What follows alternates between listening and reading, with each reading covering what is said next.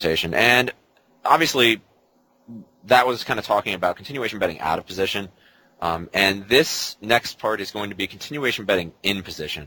And for the most part, continuation betting in position is going to be much more profitable, or at least playing in position is going to be much more profitable, because we do have alternatives like pot controlling that allow us to kind of realize equity that we have, and quote unquote kind of positional advantage. Positional advantage, yeah. Correct. But the thing is, continuation betting in position, at least against regulars, it's not going to come up all that often outside of late position blind play. I'd say, obviously it does come up from time to time where you open an early position, regular flats out of the big blind or something like that, and you're going to be continuation betting in position in that situation as well. But for the most part, I'd say late position is going to be where that really reigns king. So we're going to talk about kind of how to play against the fish first. Yeah, so in general, there's going to be whether they limp call an early position against you, or they're just the type of guy who likes to flat really wide from the blinds. Sure.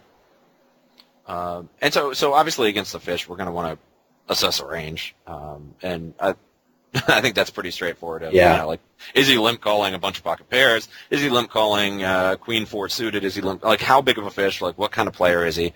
What kind of range can we expect him to continue with? And I think that range assessment is obviously going to be an important part of every single bet that you're making. You should always be deciding what range your opponents are on. Doesn't hurt to mention it, though. There's a little bit of a difference between somebody playing 60% of hands and somebody playing 30% of hands. But sure, absolutely. And yeah, there's definitely a big difference there. Okay, so what are you attempting to accomplish? I mean, this is kind of going to cover a few different things. If you want to hit, okay, there we go. So sure. First of all, we chose to put checking back first. So what are you attempting to accomplish by checking back the flop? So we've got a few things to kind of cover here. Yeah, I think one thing that right off the bat we should mention when we're talking about checking back is don't just go crazy with checking back. Checking back against fish is not going to be great. As a general rule, it's always going to be better to c-bet too much against a fish than it is to c-bet too little against a fish. Yeah, I definitely agree with that. So yeah, I definitely agree with that. In general, I'd say, so one thing that you want to focus on is how much equity can he realize against you. This is assuming that you actually have something. So there's a whole bunch of different examples that we can use here, and they're all going to be sort of related to these way ahead, way behind spots. But for example, let's say the flop is Jack Deuce 3 Rainbow, and you have pocket nines on that board. It's far less likely that some very loose passive, like a loose passive fish is going to have two overs on you, or a legitimate amount of equity. A lot of times, he might even have two unders and just be drawing pretty close to stone dead there, or one overcard against you. So yeah. You're giving up on average, if you have some medium strength hand, you're giving up on average much less equity by checking back because of all the trash that these guys are going to show up with. And I think it's also worthy to note that most fish will take that check that you give them to heart, and say, for example, they had pocket fives in that listed example there with Jack Deuce 3, and they'll take kind of your check as automatically putting you on ace king. Yeah, you check back, and all of a sudden they call you down with ace high or some underpair because, he checked back. How could he have anything? Which sort of lends itself to the second point as well. By checking back, you definitely can induce bluffs or give people a chance to improve to worse made hands against you. So obviously the inducing bluffs part is pretty beneficial. Letting people improve to worse made hands, also good. One other thing that I'd kind of want to stress is that, it's not just because you have a strong hand and a hand that warrants value betting, like a king jack on Jack Deuce 3, doesn't mean that it's imperative that you're always c-betting there against weak players. Simply because they're not going to have that many hands that they can actually bluff catch with on that board. So there is a lot. Sorry. Oh no, I was going to say I think that comes back to also the point of, well, actually I kind of lost my train of thought there. Go ahead, Rick. Yeah, sorry, but checking back with even a hand as strong as King Jack on Jack Deuce 3 Rainbow, you do give them a chance to just randomly start bluffing on the turn with hands they never would have put another dollar in the pot with had you c-bet. Or you give them a chance to hit a 6 with 6-7 and call down or randomly bet. You can just induce a whole lot of weird stuff by checking back otherwise strong hands on the flop. And it's also important to mention the continuing range of think about the continuing range that the fish can actually call with. As far as when you bet the Jack Deuce 3, say if I bet here with King Jack, what hands that are worse am I really expecting the fish to continue with? Yeah, and be able to get say 3 streets of value out of. Yeah, for sure. And like also what I would say too is that I don't want to get people like into this mindset of, hey, you should not build big pots and value bet aggressively against weak players, because it's clearly something you want to do. Obviously, if you have a good hand, you want to win as big a pot as possible against a weak player. But there's some times where it might just not be warranted simply because they just can't have anything that often. Sure. And then also we're going to have, way ahead, way behind spots, and sort of way ahead, slightly ahead or way behind spots where, you can check back, sort of similar to like two jacks on an ace-king deuce board, where you check back in order to elicit because worse hands won't call you. Sure.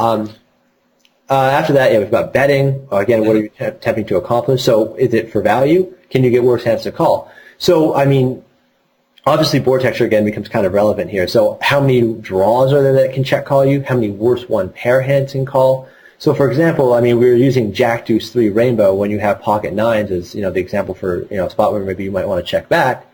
Sure. But maybe on Jack 7-8 two-tone, you see that hand because there are a lot of worse one pair hands or flush draws or straight draws or like random gut shots that will check call you on that board, right? Yeah, there's so much more conceivable equity that is out there just floating around that like they can make on you, or at least can perceive that they have like the best hand, puts you on a draw, call with mid pair, call with bottom pair, call with whatever.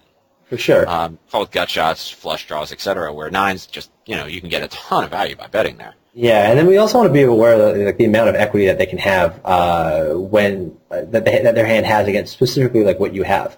So for example, this is very much related to way ahead, way behind spots, but there are times where it's appropriate to bet the flop with some medium strength hand because you can get them to check fold something that has two overcards against you, but they don't know it's two overcards. So you bet with pocket threes on Jack 9-4 or Jack 8-4 or something because you can get them to bet fold King 6, which has about 25% equity against you, but they're just going to happily check fold that flop.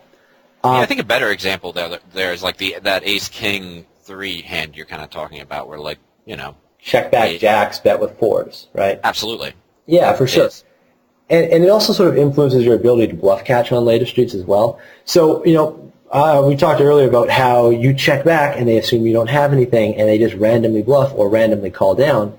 But by c-betting, maybe you would have gotten them to fold some of those hands, or you would have prevented them from bluffing you. So, but by checking or by betting, by betting to fold out those hands that have decent equity against you, you sort of,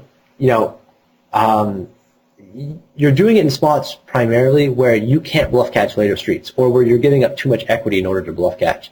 So the thing you mentioned too, like when we were talking about this before, they'll check back the pocket fours, for example, saying, "Oh, I'm going to call the turn when he leads," and then they lead the turn and you just fold, right? But you're just not being honest with yourself in that place where you're not, and then that probably does come back again to like thinking ahead and making sure that like you realize that every single card you're going to dislike on the turn that isn't a 4. Yeah, of course, right. But people aren't being honest with themselves when they say like, okay, I'm just going to check back pocket fours and kind of see if maybe the fish was slow playing an ace. Maybe I'll bet the turn. Maybe I'll take it away. Whatever.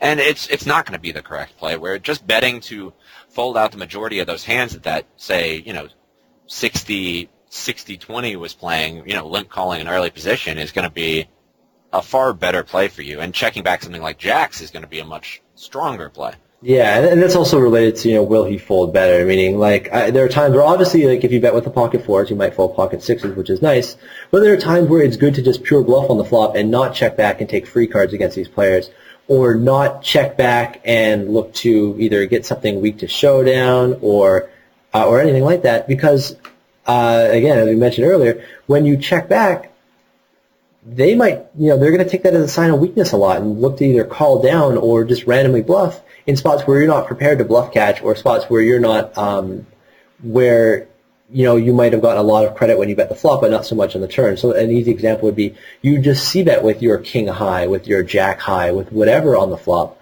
because they're just going to fold too often, and you don't want to give these players an opportunity to randomly bluff against you when you have, specifically those hands. Or just get it in their head that like, oh, he's got nothing, and then all of a sudden you've backed yourself into a corner with a hand that is actually nothing. Yeah. Which is trouble. So I think that obviously the next point that we're going to want to talk about in this is now talking about kind of the continuation betting in position against a competent regular.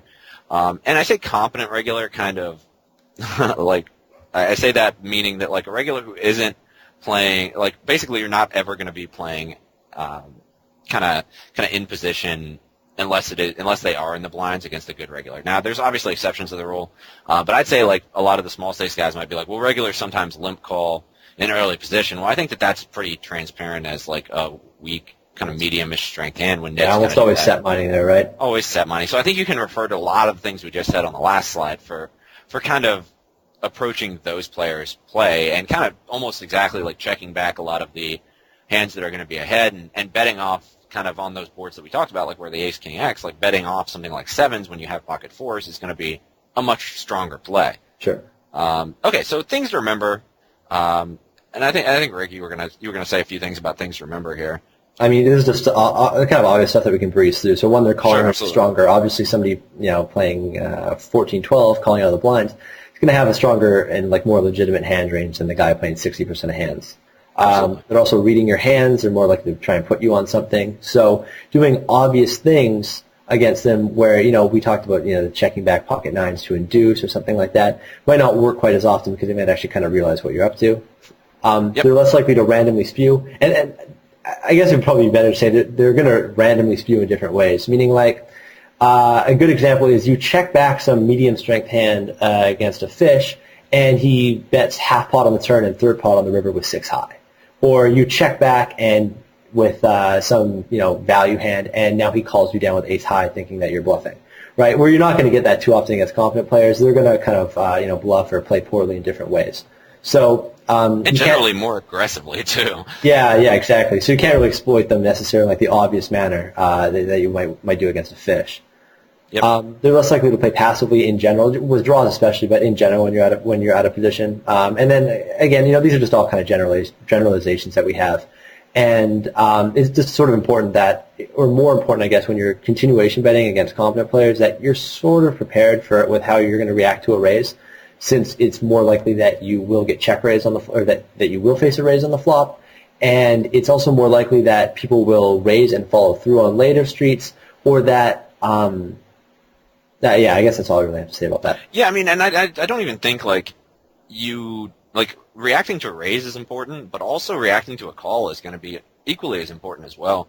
So many players are continuation betting against regulars there, and they're like, he's going to fold, I got it, and then he calls, and they're like, oh, I don't know what to do now. Yeah, or people will c-bet and give up in spots where it's just clearly bad and people do this against fish too, but they'll just bet with a hand where they're not going to get a lot of folds on the flop, and then they'll get called and they'll just shut down for no reason whatsoever. Sure, and I mean that comes back to what has got to be like our overall theme of this video is just like always have a plan in these situations. Most definitely. And so the next point is like how does this affect us when we're deciding what to c-bet? Now, I think it becomes like Rick said, it's a little bit more difficult to c-bet kind of the medium strength hands in our range because now like when we c-bet stuff, we have a legitimate chance of getting blown off the best hand from a good regular. Well, there's a lot going on. One, it's less likely that your hand is good in the first place, right, because they have a stronger calling range. And two, you run the risk of getting blown off your hand. And this doesn't necessarily just mean when you have, say, ace-5 on 8-5-4. It means when you have 2 overcards, when you have ace-high, when you have anything that can improve that can improve on later streets. If you bet and your opponent raises you and you have to fold to that raise, well, and you're folding some hand that's entitled to some percentage of the pot that has decent equity against them, that's generally going to be somewhat of a mistake, right? Yep, absolutely. And I mean that could even be like king queen against on that same jack deuce 3. If they've got jack 10 or whatever, they could potentially push you off. Whereas who knows? Maybe a fish was just planning to call you down there. Or like an easier example might be they check raise you with a gut shot on 8-7-4 and you fold ace high when maybe you're not going to get that hand a showdown all the time necessarily, but you can still hit one of your overcards, right? You can still hit something that will allow you to get that hand a showdown, or that will prove you to something that you can bluff catch with. So it is more difficult to see that with medium equity share hands. It becomes a little bit more important that you're checking them back, or that if you do bet with them, you kind of have a plan.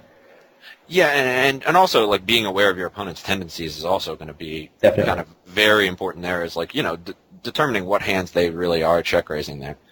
And so this kind of goes right to what Rick was saying, where we're going to use our positional advantage a lot more against regulars, where kind of such things as taking free cards is going to be a much more important part of our game to realizing equity.